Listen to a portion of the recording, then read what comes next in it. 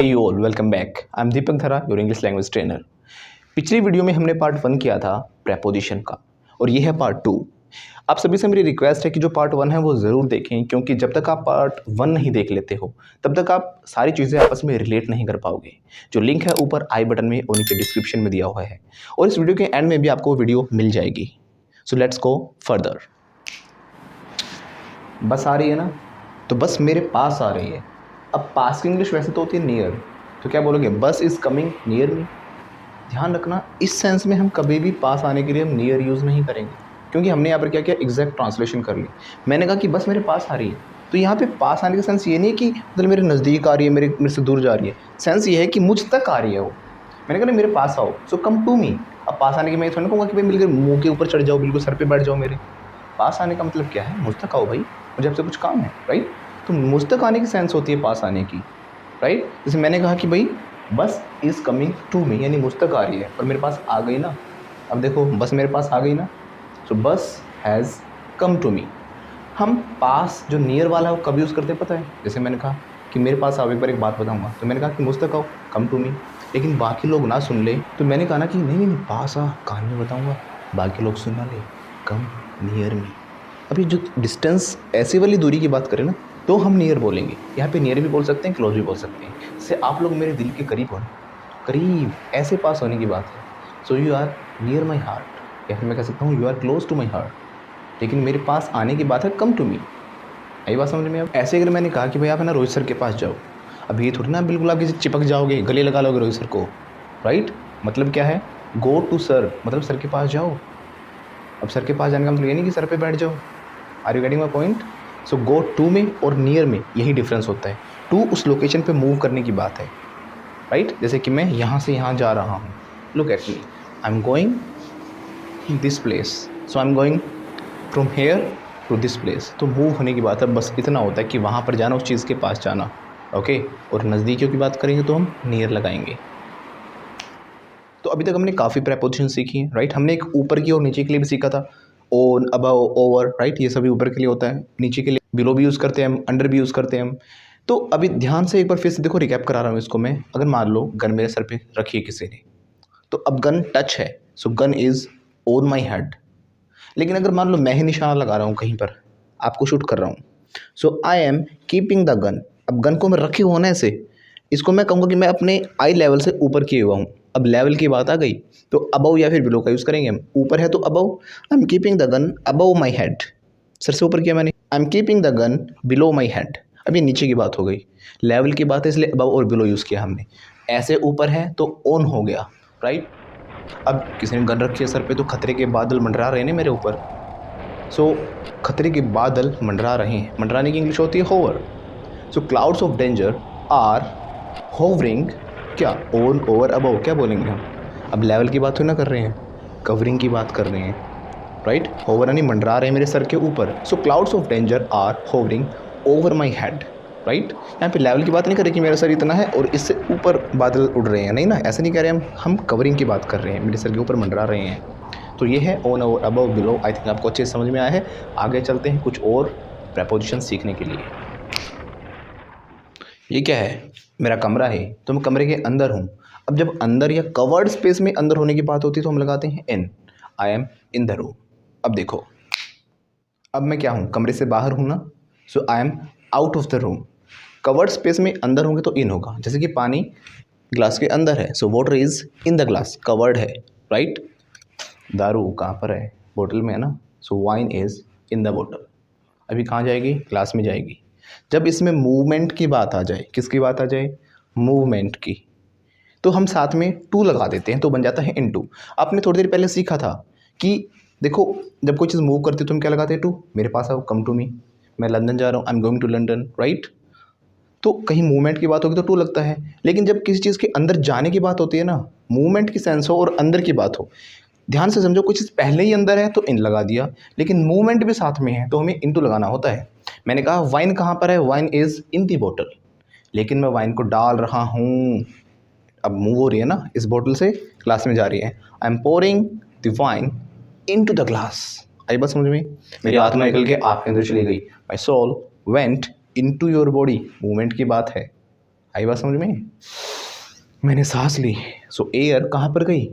Into my body, into my lungs. So air vent into my lungs. अब मेरे lungs के अंदर हवा है, ये मैंने पहले से होने की बात की है। फॉर एग्जाम्पल अभी कमरे में हूँ, अभी हूँ, I am in the room. मैंने कहा मैं कमरे से बाहर हूँ, I am out of the room. अब मैं कमरे में फिर से जा रहा हूँ, मूविंग की बात है, so I am going in to the room. तो क्या हो गया? मूवमेंट की बात है। वैसे तो आप ऐसे नहीं जाओगे चुटकी बजाकर, आप चल के जाओगे, मूवमेंट की बात होगी। I am going in to the room. अंतर आ रहा है समझ में? जब भी मूवमेंट की बात होगी तो हम लगा देंगे इनटू, अंदर जाने की बात होगी तो। अब देखो हर जगह भी इन नहीं लगता। जैसे कि मैंने कहा, अगर मान लो आप ऑफिस पे गए हो, आपकी बीवी का फ़ोन आया, हाँ कहाँ पर हो? आपने कहा ऑफिस में हूँ, ऑफिस में हूँ। चाहे आप गली में जाके खोखे पे सिगरेट पी रहे हो, फिर भी आप क्या कहोगे? मैं ऑफिस में हूँ, ऐसे बोलते हैं ना। जैसे आप मान लो कॉलेज में गए हो, कॉलेज के बाहर लंच में आके आप जूस पी रहे हो, फिर भी आप क्या कहोगे? अगर आपके घर से कोई फ़ोन आता है तो अंकल मैं अभी मम्मी से बात नहीं करा सकता क्योंकि मैं अभी कॉलेज में हूँ। अब मैं बताते हो, अब यहाँ पर कॉलेज में होने के लिए मैं नहीं आएगा, इन नहीं आएगा। क्यों? क्योंकि आप अभी उसके अंदर या बाहर होने की बात नहीं कर रहे, आप अभी लोकेशन की बात कर रहे हो। और जब लोकेशन की बात होती है तो हमें लगाना होता है एट। अब उसके आसपास कहीं भी हो तो आप एट लगाओगे। आई am at the college, right, यानी कॉलेज में हूँ, इसका मतलब यही है। अगर मान लो मैं अपने ऑफिस पर हूँ, इंस्टीट्यूट पर हूँ, अब मैं इंस्टीट्यूट के बाहर खड़ा हूँ लेकिन मैंने क्लासेस सारी ले ली, थोड़ा बाहर का नज़ारा देखने के लिए बाहर चला गया। अगर मेरी बीवी का फ़ोन आएगा, मैं कहूँगा हाँ, बीवी बोलेगी कहाँ पर हो, कहाँ घूम रहे हो? मैं कहूँगा नहीं नहीं, मैं कहीं नहीं घूम रहा, मैं तो कहाँ पर हूँ, इंस्टीट्यूट पर हूँ, अपने ऑफिस पर ही हूँ। I am at the office. अब यहाँ पे अंदर या बाहर की बात नहीं कर रहे हैं, रिगार्डिंग अ पॉइंट, उस जगह पर होने की बात है। इस सेंस में अगर मे आ जाए तो हमें एट लगाना है। तो जब भी एक पॉइंट हो, एक लोकेशन हो, तो एट। एग्जैक्टली उसके अंदर कवर्ड स्पेस में होने की बात है तो in. I am in the room, बाहर हूँ, I am out of the room. मैं उस जगह पर हूँ, उस सेंस में मैं हो, जैसे कि मैं कॉलेज में हूँ, स्कूल में हूँ, चाहे उसके बाहर हो, मैं ऑफिस में हूँ, I am at the office, right. हम इन कब लगाएंगे? मान लो मैं ऑफिस के अंदर ही बैठा हूँ, घर से फ़ोन आया, मौसम तो बड़ा सुहाना हो रखा है ना बाहर, भाई मुझे तो नहीं पता क्योंकि मैं तो ऑफिस के अंदर बैठा हूँ, यानी कमरे के अंदर हूँ, मुझे नहीं पता, बाहर का मैंने देखा ही नहीं कैसा सीन है। I am in the office, ये सेंस है। अच्छा यहाँ पे क्वेश्चन बनता है, मैंने क्या कहा, मूवमेंट के लिए हम क्या लगाते हैं? इनटू लगाते हैं, है ना। लेकिन आपने स्कूलों में बोला होगा ऐसे उंगली करके, है ना, बंदूक दिखा के बोलते थे ना मैडम को, मैडम मैं आई कम इन, मैडम क्या मैं अंदर आ सकती हूँ, मैं आई कम इन। यहाँ पे इन क्यों बोला, इनटू क्यों नहीं बोला? बताओ, नहीं बताना? अगर पहले से पता है तो कमेंट सेक्शन में ज़रूर बताएं। चलो मैं आंसर बता देता हूँ, डोंट वरी। यहाँ पर हमने इनटू इसलिए नहीं बोला क्योंकि हमने किस चीज़ में जाने के अंदर की बात ही नहीं की। किस चीज़ में जाना है उसको हमने मेंशन ही नहीं किया। हमने बोला क्या मैं अंदर आ सकता हूँ, लेकिन किस चीज़ के वो तो नहीं किया ना हमने मेंशन। इसमें हमने क्या बोला था? आई एम पोरिंग, मैं डाल रहा हूँ क्या, wine, I am pouring the wine. बस मैंने इतना बोला होता तो ठीक है। किस चीज़ में? इनटू द ग्लास, ग्लास लगा तो इनटू आया ना। तो मैं अंदर आ जाऊँ, मे आई कम इन। अगर मैंने बोला मैं क्लासरूम में अंदर आ जाऊँ तो मैं इनटू लगाऊंगा, मे आई कम इनटू द क्लासरूम, अब इनटू होगा। अंतर आया समझ में? अब जैसे कि मान लो कोई मुझसे मिलने आया और उसने कहा भाई, मैंने पूछा भाई कहाँ है, वेयर आर यू, राइट। तो उसने कहा सर मैं बस स्टैंड पे हूँ, और मैं बस स्टैंड पे पहुँच गया। अब मैंने देखा बस स्टैंड पे कहीं दिखाई नहीं दे रहा। मैंने उसे बताया भाई मैं बस स्टैंड पे हूँ, I am at the bus stand, तू तो दिखाई नहीं दे रहा। उसने बोला I am on the bus stand, क्या बोला? मैं बस स्टैंड पर हूँ। दोनों सेंटेंस में देखना पर तो आ रहा है। एक में बोला मैंने I am on the bus stand, right, एक ने बोला I am at the bus stand. At का मतलब क्या है? लोकेशन, उसके आसपास कहीं इधर उधर वहीं बस स्टैंड पर ही हूँ। ऑन का मतलब क्या हुआ? मैं ऊपर देखूंगा, अच्छा ऊपर बैठा है, देखो नालायक, है ना। आई am on the bus stand क्या हुआ? वो बस स्टैंड है और बस स्टैंड के ऊपर बैठा है। कहाँ बैठा है नालायक? He is on the bus stand, right. और मैं उस लोकेशन की बात कर रहा हूँ, I am at the bus stand. तो एट लोकेशन या किसी पॉइंट को दिखाता है। अब जैसे कि मेरे हाथ पे क्या है, देखो पेन है ना। So pen is on my hand. अगर मैंने हाथ को बंद कर लिया, अब कवर्ड स्पेस में हो गया, so pen is in my hand. अगर मान लो यहाँ पर उंगली के ऊपर है, फिंगर टिप पर है, so pen is on the finger tip, right. Right, yes or no? Yes, sir. Yes or no? Yes, sir. Say loudly, yes or no? Yes, sir. No. अब यहाँ पर है, एक पॉइंट पर है, एट द फिंगर टिप होता है ना कि ऑन। अब ऑन नहीं है, ये एट है, ये सरफेस पे नहीं है, एक पॉइंट पर है। ये मेरा पूरा हाथ है, इसके एक पॉइंट पर होने की मैं बात कर रहा हूँ। So pen is on my hand, in my hand, at the finger tip. Are you getting my point? तो ऐसे ही वो कहाँ पर बैठा है, देखो उसके ऊपर चढ़ के बैठा है ना। सो ऑन है वो, he is sitting on the bus stop. अब देखो हमारी दो प्रेपोजिशन और है ऑन टू। ऑन टू का मतलब ये होता है किसी चीज़ के ऊपर, लेकिन ऑन टू ध्यान से देखो दो चीज़ों का मिक्सचर है, टू का भी और ऑन का भी। ऑन मतलब होता है किसी चीज़ के ऊपर, टू मतलब होता है मूवमेंट, जैसे कि इनटू था, ऐसे ही ऑन टू है, सिंपल। किसी चीज़ के ऊपर जब जाने की बात हो, मूवमेंट की बात हो, राइट। जिसके मान लो मैं भागा भागा गया एंड आई जम्प्ड, टेबल पर कूद गया मैं, है ना, I jumped on to the table, right. ऐसे देखो टाइगर है ना, टाइगर मेरे ऊपर कूद गया, tiger jumped on to me, यहाँ पे ऑन टू हो जाएगा। हिरन भागा जा रहा है, राइट, हिरन के पीछे कौन कूद गया उसके ऊपर, tiger jumped on to the deer, उसके ऊपर कूदने की बात है, उसके ऊपर, राइट। छिपकली मेरे ऊपर कूद गई, lizard jumped on to me. तो इस सेंस में हम बोलेंगे तो ऑन टू। मैंने कहा ये ग्लास लो, इसको कहाँ पर रख दो, टेबल के ऊपर रख दो, मूवमेंट की बात है, ऊपर की बात है, इनकी बात नहीं है। मैंने कहा इस ग्लास को अलमीरा में रख दो, सोने का ग्लास है, पुट दिस, अंदर की बात है तो इन टू द अलमीरा। मैंने कहा टेबल के ऊपर रख दो, put the glass on to the table, right. ऊपर की बात है तो मूवमेंट की बात है, ऑन टू हो जाएगा। ऐसे ही हमारा अपॉन होता है। अपॉन और ऑन टू में कोई खास डिफरेंस नहीं है, दोनों ही सगे भाई हैं। कैसे भाई हैं? सगे। कैसे कैसे भाई हैं? सगे भाई। सगे भाई हैं, राइट। तो ऑन टू लगाओ या अपॉन लगाओ, लगभग दोनों का सेम मीनिंग होता है। ये तो क्या हम बेसिक सिखा रहे हैं ना आपको थोड़ा सा, राइट। मैं आपको अवेयर करा रहा हूँ प्रेपोजिशन होती क्या, इनको डेप्थ में सीखेंगे, इनके कहाँ कहाँ यूज़ होते हैं बाकी की वीडियोस में। हम लगभग 8 से 9 वीडियोस के अंदर इसको कवर करेंगे प्रेपोजिशन को। अभी आप इतना समझो कि ऑन टू और अपॉन कुछ खास डिफरेंस नहीं है, लगभग दोनों का सेंस भी होती है, मूवमेंट की बात हो और किसी चीज़ के ऊपर जाने की बात हो।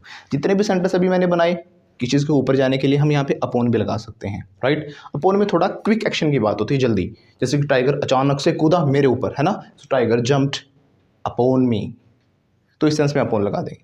वैसे अपॉन और ऑन टू दोनों को हम इंटरचेंज कर सकते हैं, कहीं पर भी दोनों को लगा सकते हैं, दोनों सेम यूज़ के लिए किए जाते हैं। I hope this is clear to you. तो देख रहे हो ना, राधा जी कृष्ण जी के बगल में खड़ी है ना। तो बगल के लिए हमने क्या सीखा था, याद करो जल्दी से, बिसाइड। तो Radha ji is standing beside Krishna. Krishna या कृष्ण, कृष्ण होता है। हालांकि अंग्रेजों ने हमारे नाम खराब कर दिए, कृष्णा बोलने लग गए।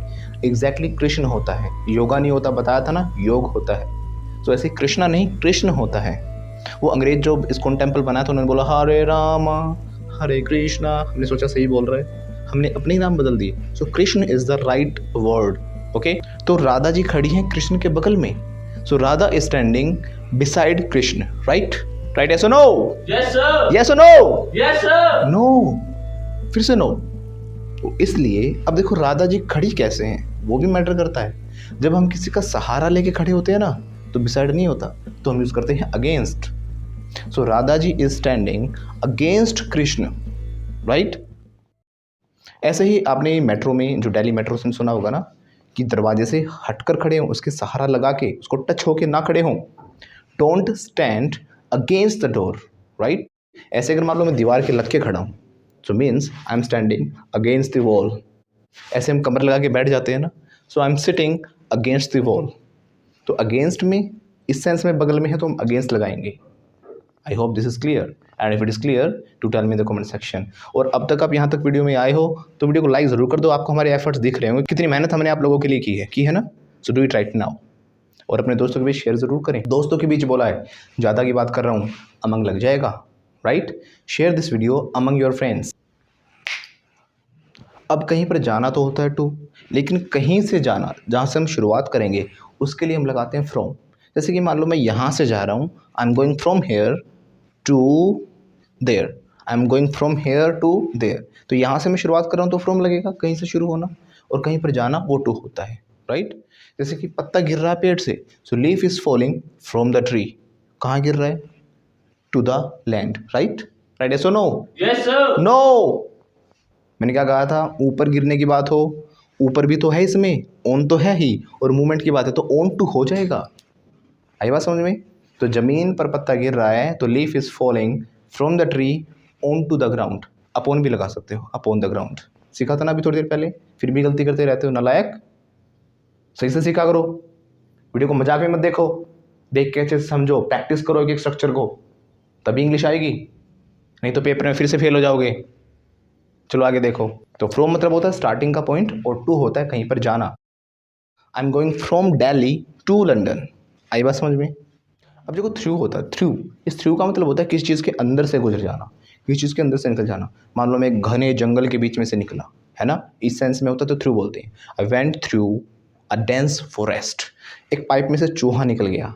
The rat went through the pipe. अब देखो मैं कहाँ पर हूँ, टनल के अंदर हूँ ना मैं।